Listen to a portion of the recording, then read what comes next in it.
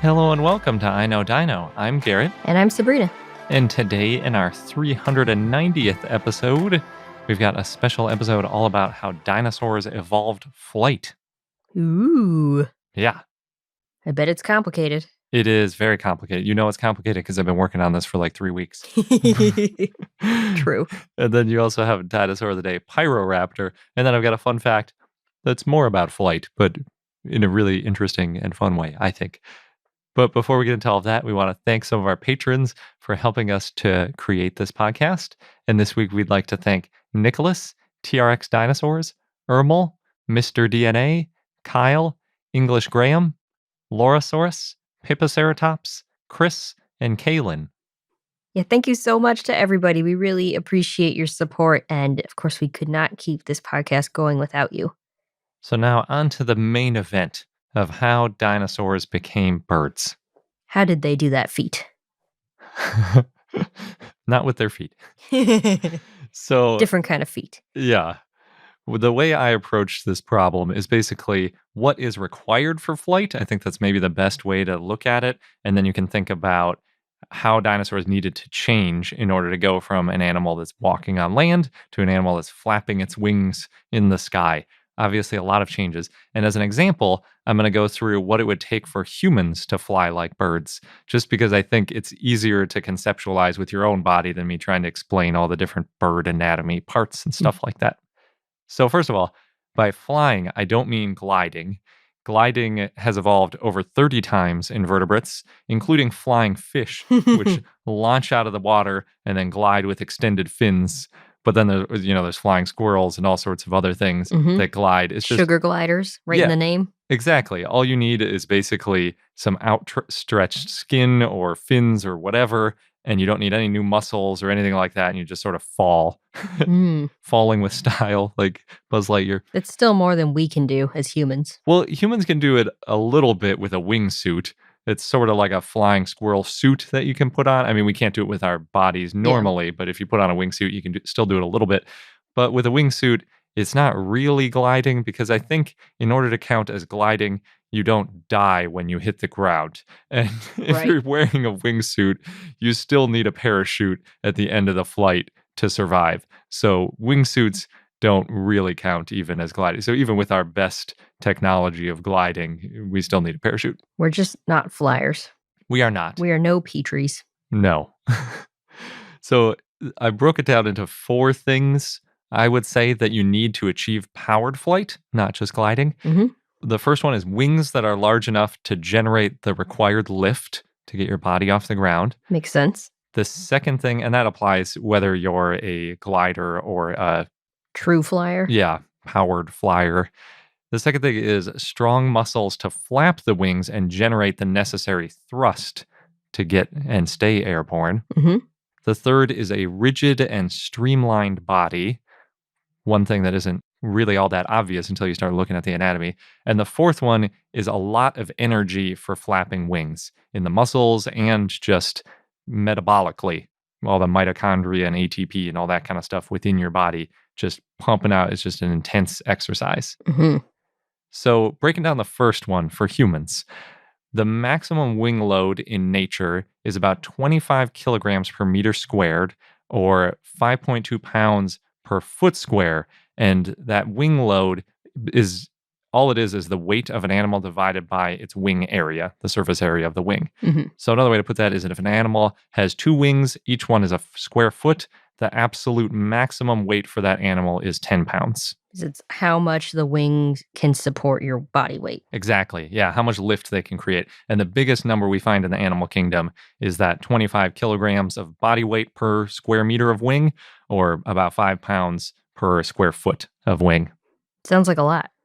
Yeah, it is actually a fair amount of support. I'm kind of surprised that the number's that high. And that's because most birds actually have a significantly lower wing load than that. So they're proportionally larger wings than they might absolutely need just to stay airborne. And that's because it's useful to not be right on that bleeding edge. If something goes slightly wrong and you're falling out of the sky. Or you had a big meal that day. Yeah, exactly. Yeah. It's good to, and say you're a female bird and you've got About an egg to lay an inside. egg, yeah. Yeah, there's a lot of reason. Or bats, when they have a baby bat clinging to their chest while they're flying, they actually do that. You need some leeway. Exactly. So theoretically, for a human with an average mass of about 140 pounds, we'd need a bare minimum of 28 square foot of wings and much longer arms, because you can't really fit that on our body in an easy way. A more typical wing load for a human will require wings about the size of a hang glider. So that's a wingspan of about 8 meters or 26 feet and an area of over 100 square feet or 9 square meters. And then how would we fit through doors? Yeah. Maybe you could fold them in half or in thirds, and then you'd only be 3 meters long or something. I don't know. It's still pretty cumbersome. I basically equate this to flapping a king-sized bed sheet on each arm. That's roughly the surface area of wing that you need, but it has to be a rigid thing. Right. So not an actual sheet. No. Yeah, it needs to be much different than a sheet. But that's sort of the size you're talking about. And you can imagine from our body the way it is, we don't have a way to hold a full king-size sheet out stiff with one arm. Like it's not even close. Even when I hold my arms out when I'm exercising or something, they get tired after a short amount of time. Yeah. That's the next thing, is the muscles to flap those wings. And I started out by trying to go down this rabbit hole of like how Dromaeosaurid burrow. Yeah. Of how strong the maximum flapping is, because there are weightlifting things called flies, and there's all sorts of different flies you can do, and they have world records for different types of flies. But the problem is that depending on the size and shape of the wing, the pure force of the muscles is hard to determine what we would need in terms of like raw strength. You can't really equate it to what we do flapping wise in a fly versus to what a bird does. But one interesting detail, and part of the reason that it's so difficult to calculate, is that flapping isn't just about creating lift. So you can't just say, I weigh 150 pounds and therefore I have to do flies that equate to 150 pounds worth of force up. Because really what wings do is they're more about generating thrust. So you can think of them as sort of pushing the air behind them as they flap through the air. And most of the lift is created by the movement of the wing through the air. So the wing going through the air creates most of the lift, similar to an airplane or a glider. So it's like, the air just going over the top of the wing. The creating of the thrust is the really important thing. So that's what the powered flight, that gives you the thrust to stay airborne. Gliders don't have a way to create thrust because they can't move the air behind them, but they can create lift by keeping that wing out. They just don't have a way to push the air behind them to keep themselves going forward. And one example of why you see flapping and sometimes you don't see flapping is if a bird is facing the wind, sometimes they don't really need to flap their wings at all because that air is going around the wings and it's creating the thrust in a way for them. They have that relative airspeed. So they're getting that lift from the wind itself without having to actually move themselves through the air. So they can sort of just coast facing the wind at times. There is a big exception to this, though, and that's birds that can hover create 100% of the required lift just by flapping their wings. Like hummingbirds? Exactly. Hummingbirds are the main big example here. That uses so much energy. It does. It uses a lot of energy. The presumption is that the reason hummingbirds do it is because in order to eat nectar from plants, the best way to do it is by hovering in front of them. And nectar also, fortunately, has a lot of calories in it. So it sort of works out in a way. You'll never see a fat hummingbird. No. Well, actually, some of them, when they migrate, do put on, like, they double their body weight. Oh, okay. Because they can't eat for a long time. It doesn't last long. No.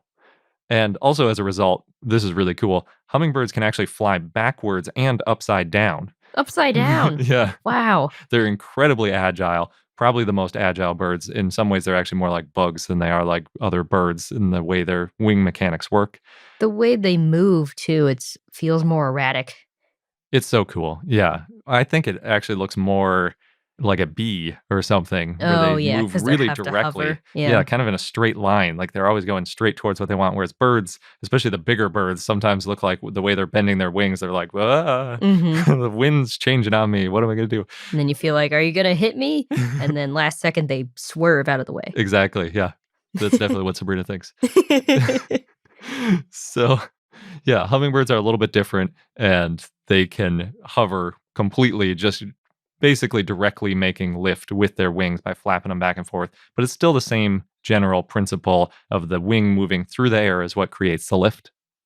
So the math on the exact thrust required for flight with flexible flapping wings is incredibly variable. It's already kind of tricky to calculate on a fixed wing, which is what an airplane is, but we have an equation and then you put it in a wind tunnel and you figure out the coefficient of lift and you can sort of calculate it in most situations.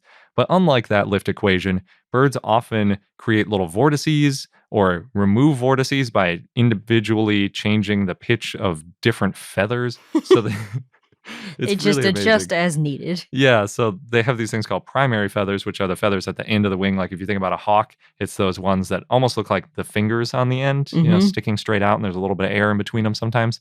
They can, since they are actually attached to the fingers and the wrist of the bird and the hand bones, they can adjust those individual feathers in a lot of cases and do all sorts of fancy stuff to create different types of lift and different minor adjustments, all sorts of really amazing stuff.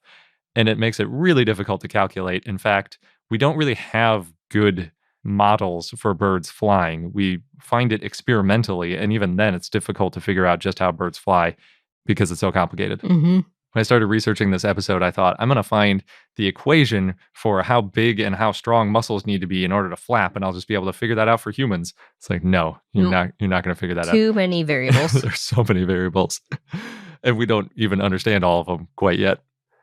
But there is a good paper by 2003. It was a study by Tyson Hedrick and others, and they found that a cockatiel at 7 meters per second or 16 miles an hour needs 23 newtons or 5-pound force to propel its 83-gram body at optimal speed. So that gives you an idea about how strong its muscles are, that it needs that much force and it weighs less than a pound to get going. Yes. With birds, they look so effortless flying that it's really easy to forget how much energy and force goes into all of this. Yeah, they're really impressive. So just comparing humans to cockatiels, if that one bird that weighs only 83 grams and needs 5 pounds to push itself through the air, if you scale that up, the human with the strongest fly exercise, like I was talking about before, is got to be under 200 pounds or 90 kilograms.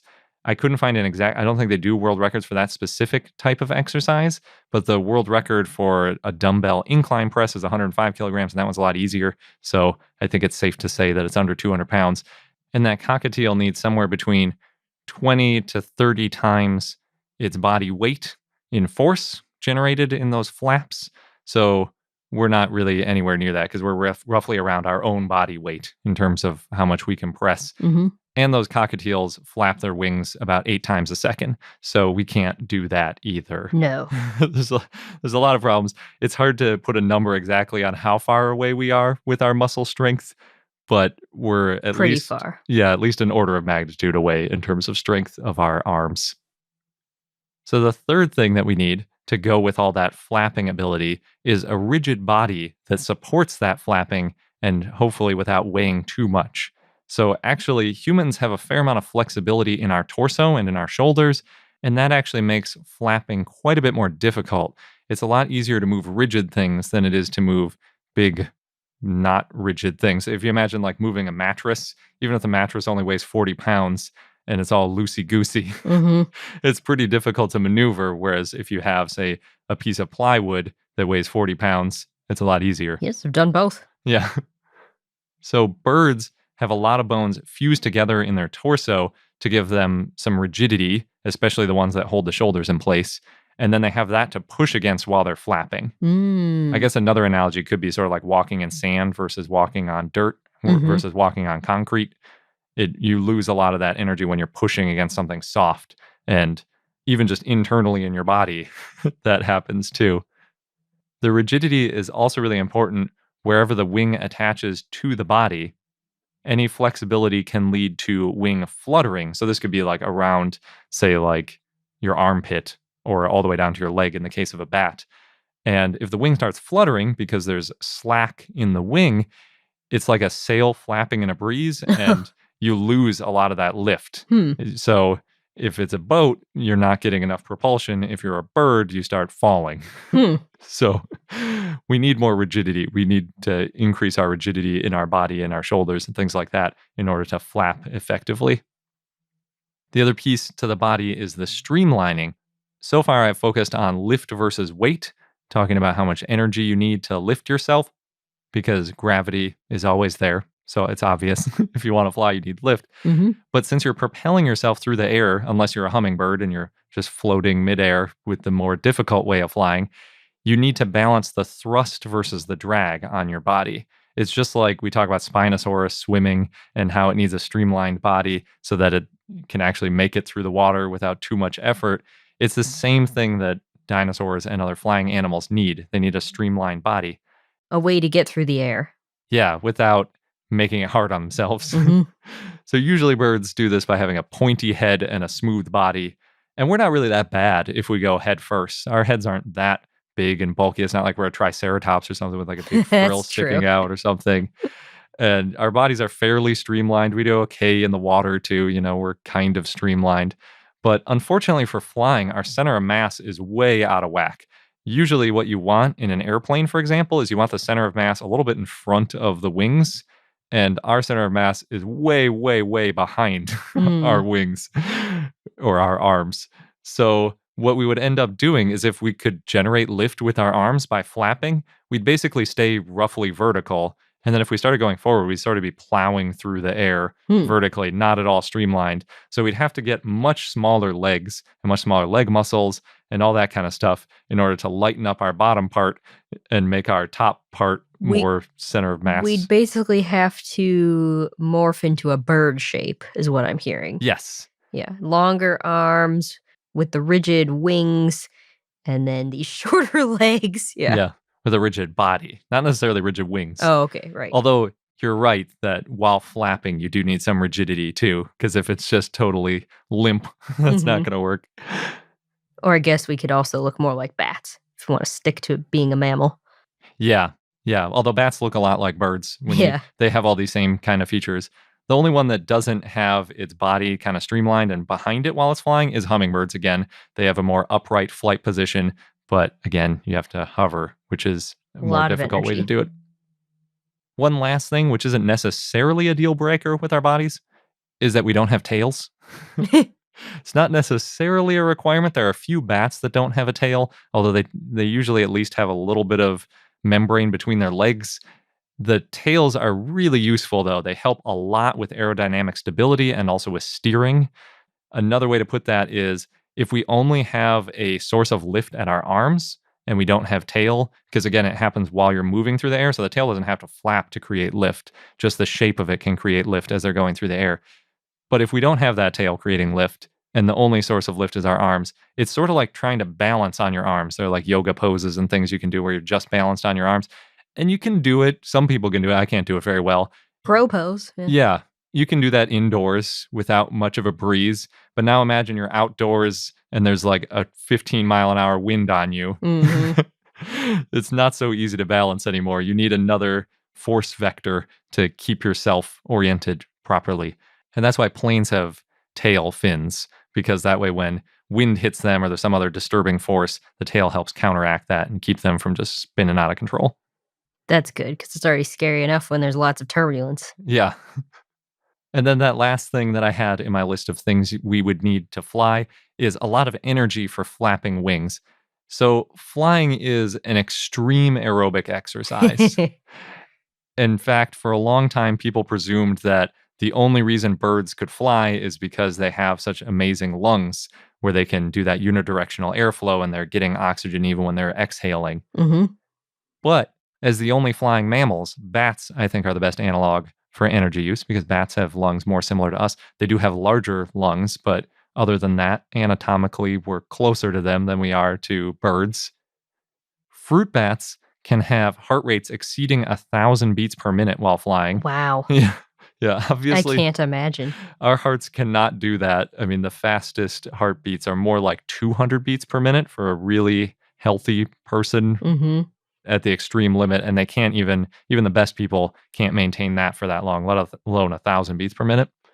They can also metabolize food incredibly fast. As quickly as 8 minutes after eating fruit that they land on, a bat can start metabolizing that into energy. Wow. Yeah, it's really fast. That's a lot faster than food gets through our stomach, Yes. let alone into our tissue. It's very efficient. So fruit bats, their strategy is basically to fly to food and then quickly eat the food to make up for the huge calorie use that they just used. It's a trick so that they don't have to carry around a bunch of extra food in their stomach. Birds have similar tricks too. Seems like they'll always be behind the number of calories they need. Yeah, I suppose. Maybe that last flight home they ate a little extra. Yes.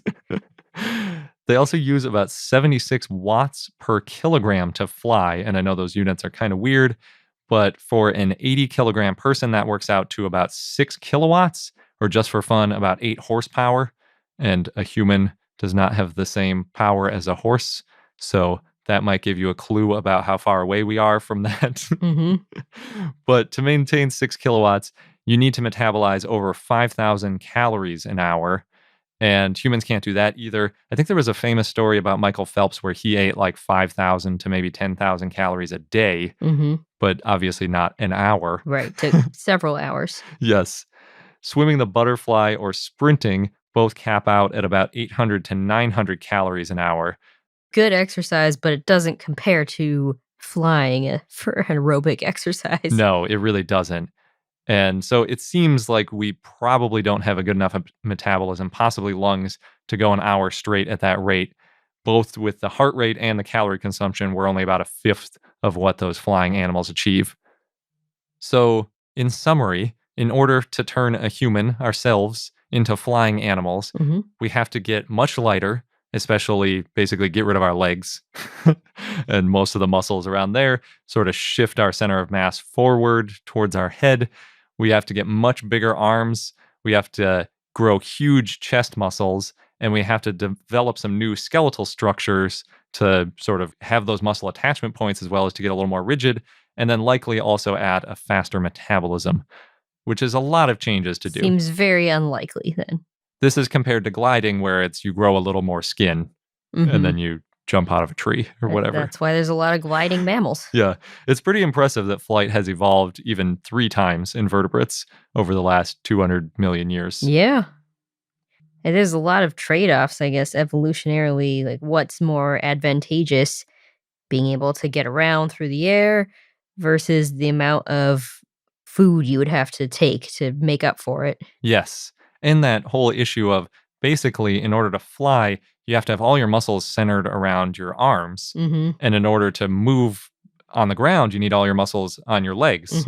So that transition is really awkward because you're pretty vulnerable. Will you even make it through the transition? Yeah. Or your descendants, it wouldn't be the same species. Yeah, that's true. So reframing the question, I think, can get us to the answer a little bit easier. So one way we could ask the question instead is, if a human-sized bird could fly? Okay. And the answer is yes. It is possible. There's a bird called Argentivis. Is it human-sized? It is human-sized. Oh. You might be familiar with it from Ark, Survival Evolved. They have an Argentivis in it. It's from the late Miocene, which is about 6 to 9 million years ago, and it's from Argentina. Estimates put its weight at 70 to 72 kilograms, or 154 to 159 pounds. Oh, which is right around an average human. Actually, the average human's about 140 pounds, so it's actually a little bit heavier. And it is the heaviest known flying bird ever to have lived. While standing on the ground, it would have been about 1.5 to 1.8 meters, or 5 to 6 feet tall as well. Yeah, that is human-sized. It's pretty much human. Yeah, if you're going to make a human-sized bird, I think Argentivis is pretty much it. It's also a terrestrial bird and not a seabird, which makes it a little bit more like people since we spend our time on land. And it's usually recreated like a giant Andean condor because it was found basically around the Andes in South America, and it has a lot of things in common with Andean condors. They estimate its wingspan at about 5.1 to 6.5 meters, or 16 foot 8 inches to 21 foot 4 inches. Wow. So that's a little bit less than my hang glider analogy. And while in flight, it would have been about 2.7 to 3.5 meters, or 9 to 11.5 feet long. Some estimates looked more like 2 meters or 6.5 feet. It kind of depends on how big its tail feathers are and how much it stretches out its neck and how many vertebrae it has and details like that. Because the length of the animal isn't really all that important in terms of flying. It's more about the wingspan and things like that. But that's why it's so much longer than it is tall, because of that tail feather and neck stretched situation. Mm-hmm. It has a wing area of about 8.1 meters squared, or 87 square feet, which is roughly the same as 2 king-size bed sheets, just stretched in a different shape. But even with all of that, all of those things, it also had the, big muscles that you'd expect and all the adaptations of rigidity and everything. But a study by Chatterjee and others from 2007 found that Argentivis was too big for some things. For example, it probably couldn't sustain flapping flight for very long, meaning it's not like a pigeon that can just land wherever and take off whenever it wants to, sort of have its run of the place. And it probably couldn't even take off from standing. It might have needed to jump off a cliff or run downhill to generate the lift to get up in the air. Oh. Because again, it's that horizontal movement, that thrust that creates the lift around the wing. And that's the cheaty way to do it. But it still works. That's how bats do it almost all the time, too, is just falling into flight rather than jumping into the air or flapping the wings to get up in the air. Didn't you say that might be why they hang upside down? Yeah, well, it's also because, like what I was talking about, where your legs have to become pretty much useless, they don't have a good way to sort of stand upright. It's easier for them to just be upside down. But you're right, yeah, it makes for an easier escape if you have to fall to take off, if you're just one toe release away from falling. Argentivis has only been found in Argentina, and the Andes give lots of opportunities for thermals and updrafts, especially on like the windward side of mountains. And so models show that it probably was a good glider, and it only fell at about 3 degrees and could go about 67 kilometers an hour or 42 miles an hour. That's fast. Yeah, it's a pretty good glider. It has a lot of advantages for going around mountains, but it is kind of limited in that way. It couldn't just flap over to wherever it wanted to be. So basically, the differences between us and Argentivis point to all the key differences that dinosaurs had to evolve in order to achieve powered flight. They needed to grow their arms into much larger wings to create lift. They needed to basically reduce their legs, and they had to have huge chest muscles and large muscle attachment sites for those flapping muscles, along with some other changes to the rigidity of their body and a way to get lighter wings, which feathers turned out to be a pretty good way to do too. Yeah. Real quick on bird anatomy, because this is an amazing detail. There's a study in 2011 by Andrew Bywener, and he looked at the chest muscles of birds. And it's basically 2 main muscles. So there's the pectoralis, which beats down and accounts for about 10 to 20% of the bird's weight. Must be an important muscle. There's a really strong, if you've ever cut into a chicken or a turkey, that breast meat is huge. And that's mostly the pectoralis. And yes, it is like a quarter of the bird. I think we've bred those to have even larger proportionally breasts. So it's a little more skewed in the ones you might eat. But it works the same in general. It attaches to the sternum in the middle, that keeled bone, like we talk about, the keeled sternum. So there's a big muscle attachment point there. And then it attaches on the other side to the upper arm at the deltopectoral crest, which is something you talk about a lot when they're looking for unique anatomy of animals. A lot of times they talk about the deltopectoral crest. It's like near our deltoid, basically, on our arm, the upper shoulder muscle. The other muscle, so there are 2 muscles, like I said, in the chest there, is the supracoracoideus, which lifts the arm, and that actually only accounts for about 2% of the bird's weight. What? It's really weird because we use our deltoid to lift our arm, and it makes sense because usually the muscle is on the opposite side, it kind of constricts to lift something, and so you'd expect to lift the arm that there would be something on the top of the wing, but it's actually below the wing, and then there is a tendon that runs up and over the shoulder like a pulley and attaches to the back of the arm. And that way it can use that keeled sternum both for the flap down and the flap up by using a pulley system around it. And it also makes it a little more efficient because it's kind of pulling a pulley back and forth. Yeah, it achieves the same effect as our deltoid, but more efficiently, in other words. So that's just a rough idea of the sort of chest muscles that we might need. Dinosaurs do have a head start on us in at least two major ways, from getting from land-based animals to flying animals. So theropods have relatively light bodies thanks to their partially hollow bones and their air sacs, that pneumaticity. Mm-hmm. And we know that was around well before dinosaurs were flying, so it wasn't just an adaptation for flight. They also get more oxygen into their bodies for faster respiration thanks to that fancy unidirectional lungs that I was talking about. They have air sacs that fill on the inhale, and then on the exhale, those air sacs fill their lungs and collapse, but they get that new oxygen into their lungs, which is pretty amazing. And they also have two benefits that work well together. They have feathers instead of hair, and that can help with lift, but also combined with the fact that they have a tail, it gives them a place to put those feathers, which creates an excellent lightweight stabilizer and an additional source for lift and steering. So they're already sort of, you can imagine how they have some of the traits you'd want, but they do still have a lot of the problems we have. Like they have long muscular tails that basically need to go away and become a little tiny pica style because it's keeping their center of mass way too far back.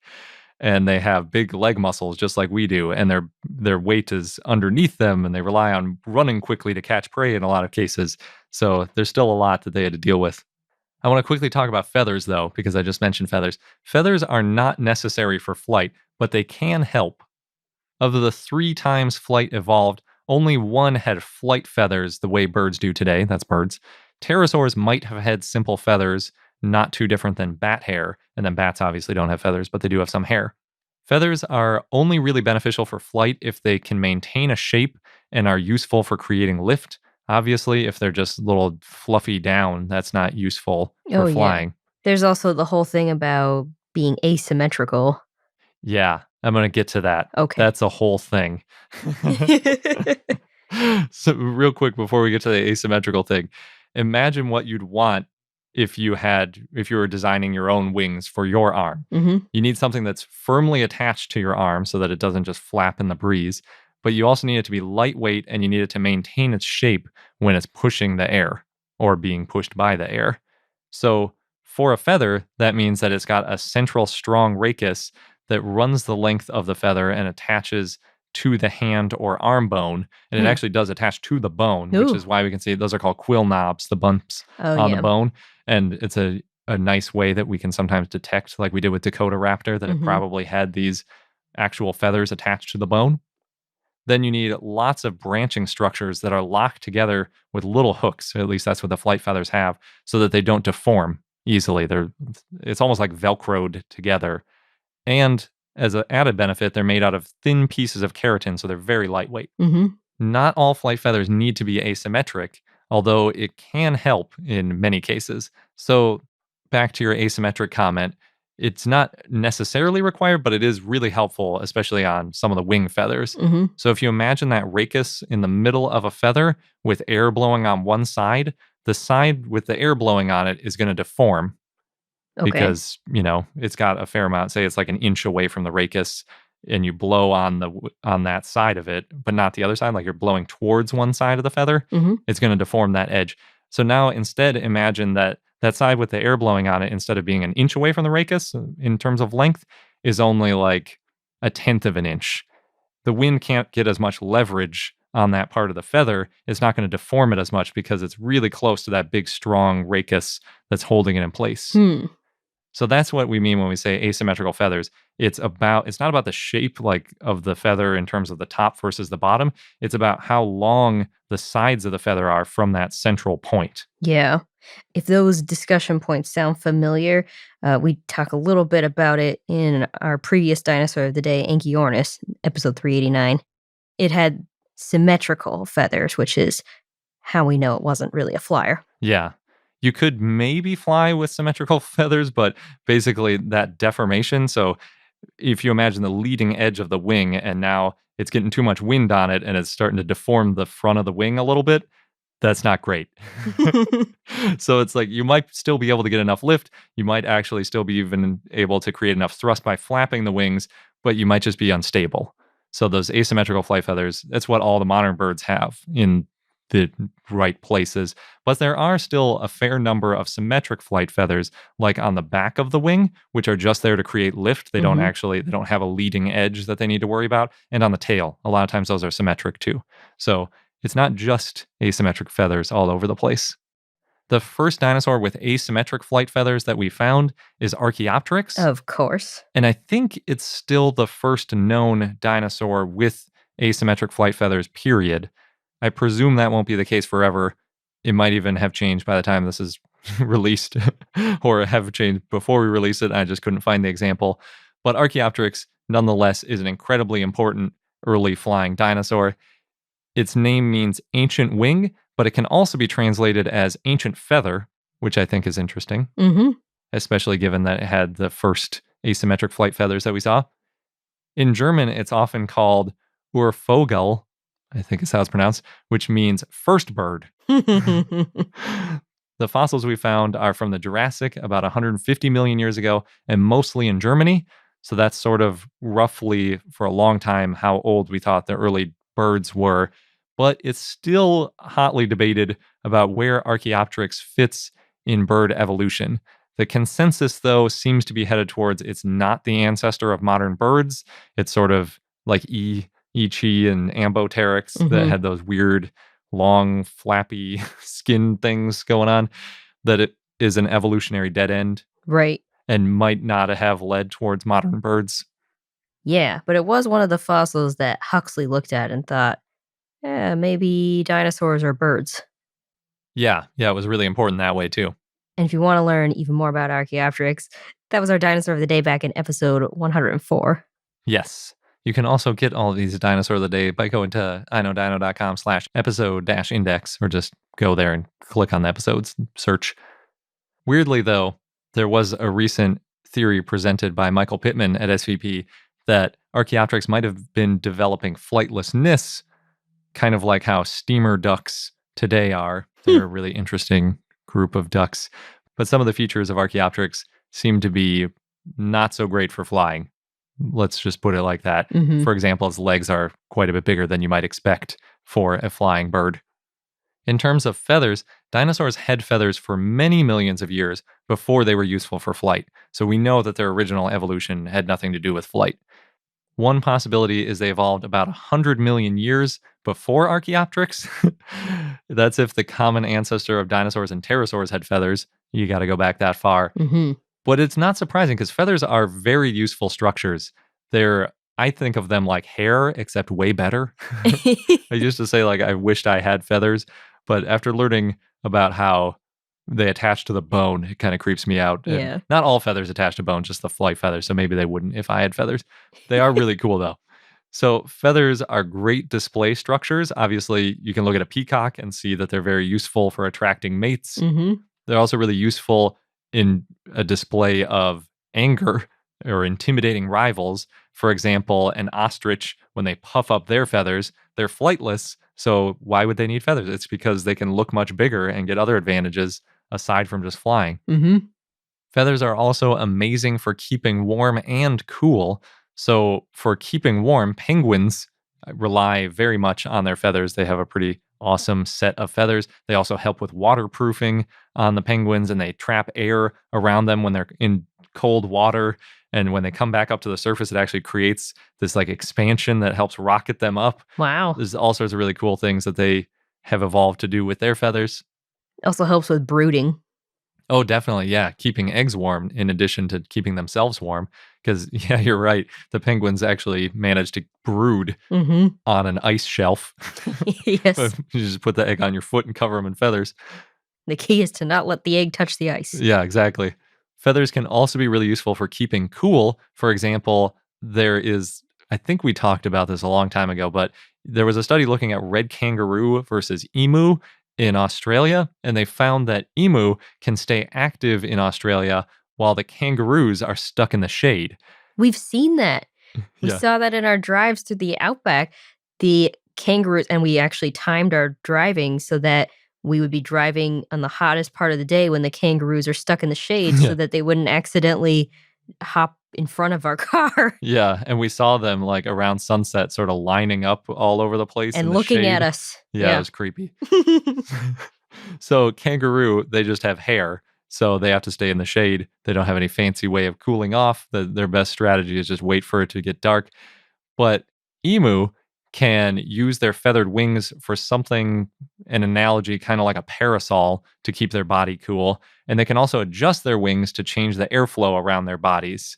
So it's pretty awesome that they, depending on the type of feathers you have and how you adjust them, it can be used to keep you either warm or cool, not just for insulation. Unlike us, where we have to go out wearing layers. Yeah. Feathers also protect from UV radiation. And I'm not going to go into this too much because we're going to talk about it more in an upcoming interview, but they are useful for UV radiation. There's also different types of feathers at different layers. So it's not like one part of the body just has one type of feather. Sometimes there's a downy layer on the base, and then on top of that, there's a contour feather or a flight feather or something. You can have all sorts of different things. And in the craziest example, sometimes a single feather is a flight feather on the tip, and then it serves other functions in the middle, and then a different function way at the base. They can have these really complex multi-strategy uses for just a single feather and then overlap in really interesting ways. So there's a lot of reasons that dinosaurs may have evolved more complex feathers before being able to fly. So like Sabrina talked about in last week's episode, Anchiornis is also a feathered dinosaur, and it is 10 million years older than Archaeopteryx, but it does seem to have symmetrical feathers on its arms, which wouldn't have been as good for flying. In addition to the changes in wings and feathers that dinosaurs needed to do, there's a discussion about where the dinosaurs were in an ecosystem when they developed flight. And this is commonly referred to as ground up versus trees down. So there are a few different versions of ground up, but I think they all count as ground up. The first one is basically a running or cursorial type of ground up. So again, remembering that you generate lift by the airflow over wings, you can create that airflow over the wings in multiple ways, whether that's dropping like a bat or jumping off a cliff.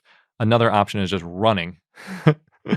So that's how airplanes take off, right? They just basically go down a runway, get that airflow over the wings, and then up they go. Franz Nopcsa actually was an early proponent of this grounds up hypothesis.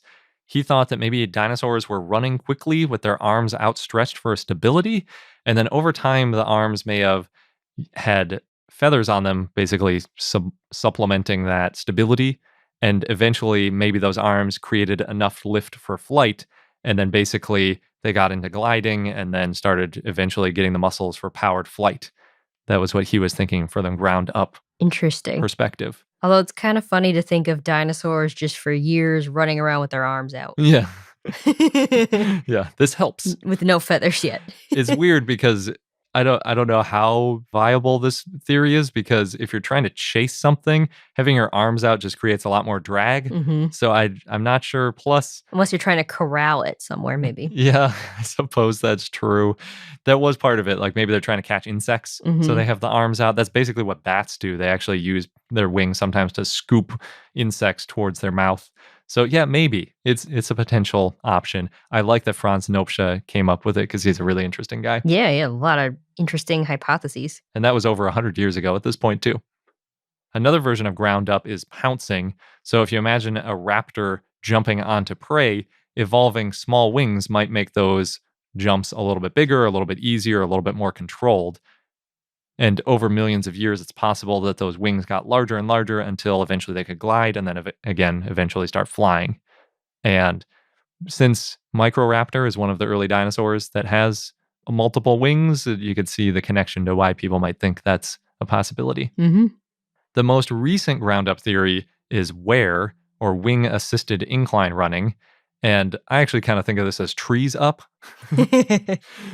because the way it's observed today is baby birds with underdeveloped wings in a tree, and they can use their underdeveloped wings to help them run up steep slopes like trunks of trees or branches. Researchers have demonstrating that their flapping increases the slope that they can run up to experimentally with these modern small birds. So it's basically been experimentally shown that assisted incline running is a thing. It's definitely a thing with modern chicks. We just don't know if it was a thing with the evolution of flight. Weirdly, though, they seem to use their wings to generate downforce so they can get a better grip while running uphill. So, like a spoiler on a car, it's the opposite of the way wings usually work, where they're generating lift. This is creating lift down, it's pushing downforce. So, that detail makes it a little bit harder to translate into powered flight since it's the opposite set of muscles that are important compared with flight. And it's weird that would be the case, especially since modern birds have that keeled sternum and it looks like they have the best muscle attachment points for the downstroke, and the upstroke has that pulley afterthought kind of thing. Like maybe they would have the muscles on the back if this was how it developed. There's also one potential other ground up option, which I think should be mentioned, which is maybe early dinosaurs that were developing wing-like structures benefited from lift while running on water like a basilisk lizard. Because, flapping creates some lift. It could have helped get just enough lift under them that they didn't sink into the water and maybe could escape some predators. It's a possibility. I don't know how likely it is. It's a very specific use case. That's another fun one to visualize. Yeah. Basilisk lizards did it, and you would never expect them to do it. So if they can do it, why not dinosaurs? Dinosaurs did a lot of interesting things. Yes. The other potential option other than ground up is trees down. And this one is just way simpler to imagine. I think it's probably the preferred option. It fits easier with the birds that we know of and some of the dinosaurs we know of, because a lot of the dinosaurs we know of have arms and legs that seem pretty well suited for climbing trees. So that helps support it. But basically the idea is a dinosaur climbs up a tree and then it evolves gliding from the tree limbs with wings. And then obviously we know that gliding is much easier to evolve than flying. So it's a reasonable place to start. And they can create that lift really easily by falling out of the tree. While doing that, they don't have to worry about running to create the lift or jumping to create the lift. Take advantage of the falling. Yes. And that means that basically they don't need their leg muscles that much. So you can imagine how it helps with that shifting the center of mass and shifting the muscles more towards the arms if you're not using your legs as much because you're in trees falling. And eventually, obviously, the idea is that those muscles shift enough that they can start flapping and they can actually fly like a modern bird can. I will say, though, I think the ground up versus trees down theories may be a false dichotomy, because just like feathers, you can use the same structure for multiple things. I don't think there's any reason that a dinosaur couldn't be using its early wings for jumping and gliding and running uphill, depending on the situation. And I'm sure different lineages of birds were using them to different effect, just like modern birds. Some of them glide most of the time. Other ones are flapping like crazy. You got hummingbirds hovering. There's a lot of potential things that could happen. Unfortunately, we still don't know what features the first birds had. We don't know if they were gliders first. We don't know if they were wing-assisted incline running flappers first. There's been a lot of studies and debate on this. Yeah. And we don't know when the first bird evolved or where the first birds evolved. It's a really difficult question to answer. Most of the feathered dinosaurs we find these days are from China, and that's just a preservation bias where the feathers preserve and the type of rocks that they have. But that doesn't necessarily mean that some of the other dinosaurs we're finding throughout the world weren't feathered. Right. It's just harder to show. Or that we won't find more feathered dinosaurs elsewhere eventually, because it's pretty recent that we even started finding the ones in China. Yeah, it was like the 1990s. And then since then we've found hundreds, maybe thousands. Some proposed ancestors to modern birds include Archaeopteryx, also known as climbing wing, from the late Jurassic about 160 million years ago, found in Liaoning, China. There's also Pyroraptor from about 120 million years ago, also from Liaoning, China, but specifically the J-hole biota. And the J-hole biota is famous for lots of bird-like dinosaurs. Pyroraptor had 4 wings, which is a possibility for the first birds. It's possible that they started flying with 4 wings. Yeah, it's all the feathers on its legs that make it look like it's got 4 wings. Yes. Although, yeah, that's a good way to put it. It makes it look like it has 4 wings because they probably weren't super flappable and may not have been the most useful as wings, unless they're sort of taking a parachute strategy to gliding, like puffing out all over the place. Or like a sugar glider, I guess. Right. And we've talked to scientists who thought that the 4 wings was a strategy for brooding, not flying. Oh, yeah. Yeah, that's true. There's also other early bird contenders in that area like Confucius ornis. And then one other area I want to mention is the Late Cretaceous of Madagascar, about 70 million years ago, has the bird / dinosaur Argentivis. So that's another potential option for early birds that are ancestors to modern birds. Mm-hmm. By looking at DNA, another suggestion is the common ancestor came from South America in the Late Cretaceous about 95 million years ago. Interesting. Yeah. But like, it's just so unknown because we have so few places where we get to feathered animals. Right. And a lot of times these small dinosaurs don't preserve. So again, we're stuck with the we need more fossils. Hashtag need more fossils. Yeah. Always, always. Yes. Eventually, hopefully, we'll find enough fossils to get a better idea about which bird came first. But again, the trickiest thing is actually finding those feathers because we only get good samples of feathers from just a few places. Mm-hmm. So that's my summary of how dinosaurs evolved into birds. It's very complicated. It is. Also seems like humans, we can't really do it on our own. That's why we have planes. Yes. We have other stuff too, which are my fun fact. Oh, okay. Little teaser. I had way more on flight and bird evolution and stuff, but this is getting kind of long, so.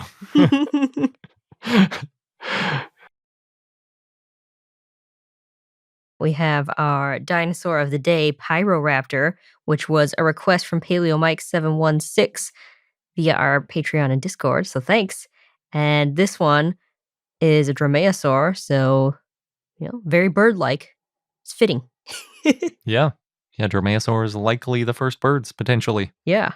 It's also fitting because Pyroraptor will be in the movie Jurassic World Dominion, and that's coming out in just a few weeks. Colin Trevorrow had mentioned in an interview that he likes Pyroraptor. That's how we know? It was in a few articles mentioned, and Pyroraptor's also in the games Jurassic World Alive and Jurassic World the Game. And Pyroraptor in all of these Jurassic World images, illustrations, animations, is depicted as having feathers. Nice.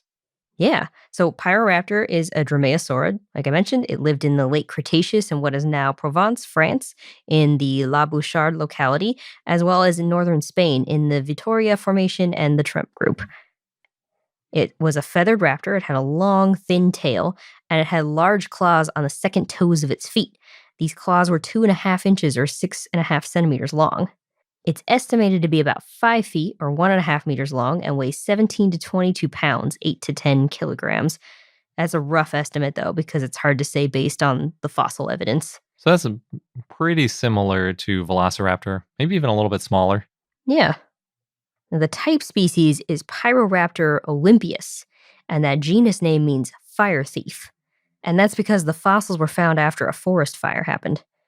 The species name refers to Mont Olympe, a mountain in Provence near where the fossils were found. A single partial skeleton was found in 1992, and then Pyroraptor was described in 2000 by Ronan Alain and Philippe Taquet. The holotype is the second toe claw of the left foot. There's other specimens that include the claw on the right foot, a right ulna, that forearm bone, 2 teeth, vertebrae, and digits. And those 2 teeth found were flattened and curved backwards and serrated. So this is why it's a rough estimate for how big Pyroraptor was. The first dromaeosaur fossils found in France were Pyroraptor, and that was previously thought to be Megalosaurus pannoniensis. Then Alain and Taquet said that Pyroraptor was a novum dubium based on the fossils being poorly preserved and the holotype having no distinguishing features. In 2009, Boucharde and Chantazet found Pyroraptor to be valid based on the different shapes of those lower arm bones, the ulnas. Pyroraptor may have used its claws as weapons or to help climb. In 2005, Philip Manning and others modeled a dromaeosaur hind limb to study how they use their claws, and they built a robotic limb with a hydraulic arm, and they based their model on the second digit and claw on an articulated foot of Deinonychus. They created this claw with an aluminum core and a thin composite sheath of Kevlar and carbon fiber strands. And they tested kicking in a fleshy substrate, in this case, a fresh pig carcass, as well as crocodile flesh. Though the dermal armor there protected the crocodile flesh and broke the tip of their claw. Oh, no. Yeah. That's how ankylosaurs survived Pyroraptor. That dermal armor, those osteoderms. It's true. They did high and low speeds. The low speeds were at 2 meters per second. The high was 11 meters per second. And they found that it produced these small round puncture wounds. So there was no slashing or cutting. And these puncture wounds could have killed smaller animals, but they wouldn't have been too effective against larger dinosaurs. So it's possible that they used their claws as, quote, climbing crampons, where they would leap onto their prey, grip with the claws, using them as established footholds, and then inflicting enough wounds through lots of bites. Interesting. Or maybe just using them as climbing crampons on trees. That too. Now, once they're hooked on, if they were doing this form of attack, if the prey turned to attack them, they would also be turned by and with the prey, so the prey wouldn't be able to shake them. They call that the fatal embrace, and that's similar to big cats that dig their claws in to cling to prey and then use their jaws to kill it. Some other animals that lived around the same time and place as Pyroraptor include the ornithopod, Rhabdodon, nodosaurids, titanosaurids, ceratosaurians, turtles, and alligators.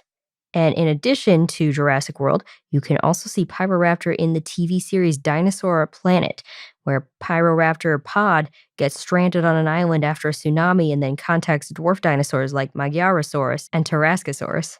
Yeah, that was a fun episode. And our fun fact of the day is going back to flight. Of course. And how flight started. But I'd like to give an example of where flight is today after 100 million years plus of evolution. So lots of people know the world's smallest dinosaur / bird is the bee hummingbird at about 2 to 3 grams and about the size of your thumb. But you may not know that the world's largest hummingbird is the giant hummingbird from the Andes in South America. And how large is that one?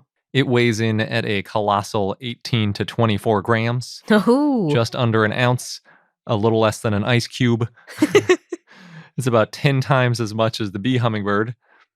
And its length and wingspan are both about 9 inches or 23 centimeters. Wow. Because of their large size, the giant hummingbird's wing beats, very slow for a hummingbird, is only about 15 beats per second or 900 beats per minute. And speaking of beats per minute, its resting heart rate is about 300 beats per minute with a peak rate of about 1,000 beats per minute. Oh my gosh. Just like the bats we were talking about earlier. I was just thinking that. Larger hummingbirds take more calories per weight to hover than smaller hummingbirds. The giant hummingbird takes an estimated 4.3 calories per hour to fly, or very roughly 4 calories per gram per day, if you want to equate it to body mass. Like most hummingbirds, it gets most of those calories from nectar. According to the National Park Service, quote, if the average man had the metabolism of a hummingbird, he would have to eat 285 pounds or 129 kilograms of meat every day to maintain his weight. That's unquote. So much food. Yeah, that works out to about 320,000 calories a day. And I'm pretty sure what they did was take 4 calories per gram per day as an estimate and multiply that by 80,000 grams or 180 pounds. And that gets that same 320,000 calories per day. Mm-hmm. As an alternative to 285 pounds of meat, you could eat 182 pounds of sugar. And if you're using a 1-to-4 ratio of sugar to water, which is a common hummingbird feeder thing to do, that works out to 103 gallons of nectar a day. It's giving me a stomach ache just thinking about it. Yeah, that's about half a year worth of food every day enabled to fly. And it's almost certainly an underestimate, again, because it's not linear. The heavier you are, the proportionally more calories you need for flight. So that goes back to really the only way for humans to fly would be to lose weight or to get way huge arms and just shift all the muscle mass. Interestingly, females need more than just a ton of nectar. They also have to find sources of calcium since nectar doesn't really have any calcium. And they sometimes eat wood ash or specific dirt to get that calcium. Their beaks aren't particularly well suited to catching insects, but some species of hummingbirds do eat insects, which can be a good source of calcium as well. I think I mentioned this earlier, but hummingbird wings are actually pretty similar to insect wings. Their arms are a lot less flexible than other bird wings, but they have a way more flexible shoulder, so they can actually rotate their wings about 180 degrees to create lift while flapping both forward and backwards. They sort of like turn into it so that the top is always facing the direction that they're moving the wing. Their arm and hand bones are also very short compared to the full wing. The bones only go about 1/3 to halfway to the wingtip, and then the rigid feathers make up the rest, which is why you need that nice asymmetric feather because it's doing most of the length of the wing in the case of a hummingbird. The primary flight feathers, which are the feathers attached to the hand bones at the tip of the wing, make up 75% or more of the wing area in hummingbirds, which is a crazy ratio. Yeah. And again, it is a great use of feathers since they're super lightweight, and that also reduces the inertia of the wing when it's going backwards versus forward, so they can switch directions a lot quicker than if they had, a big bony arm going out, weighing a lot more. But unfortunately, there's one big downside, and that's that they can't fold their wings because it's mostly a giant feather sticking out of the end of their hand. So how do you fold that? And then as a bonus fun fact, humans have achieved human-powered flight on several occasions. Mostly they use bicycle-like pedals to power a propeller with a person basically inside an ultralight aircraft. I feel like I've seen this in museums. Yes. Yeah, they have one at the Smithsonian Museum, the Air and Space Museum. There's a human-powered aircraft in there. By using this strategy, they reduced the power requirement for human flight to 280 watts, which many people can do for a couple hours. The current record for distance is the MIT Daedalus 88, which traveled 115 kilometers or 72 miles from Crete to Santorini in 1988. There have also been successful flights across the English Channel that were earlier and shorter. I don't think they're that exciting because they're a propeller, and it's like, it's a propeller. That's not like a bird flying. There is, however, a human-powered ornithopter that has flown. What's an ornithopter? So an ornithopter is an aircraft with flapping wings, and that's what some of like the very early people that were studying flight were trying to create. It's basically like Icarus and Daedalus.